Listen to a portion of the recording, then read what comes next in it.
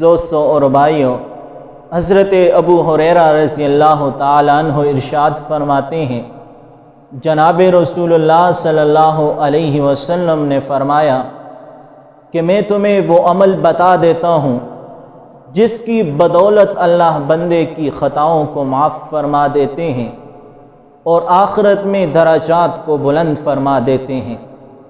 تو میرے عزیز دوستوں اور بھائیوں، آقا نامدار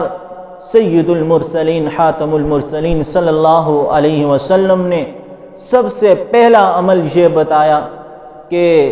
وضو کرتے وقت تمام اعضاء کو اچھی طرح دھو لینا۔ دوسری بات یہ بتائی کہ مصیبت میں صبر کر لینا، اور آقا نامدار سید المرسلین صلی اللہ علیہ وسلم نے تیسری بات یہ بتائی کہ دور سے مسجد کے اندر فرض نماز پڑھنے کے لیے تشریف لانا۔ اور تیسری بات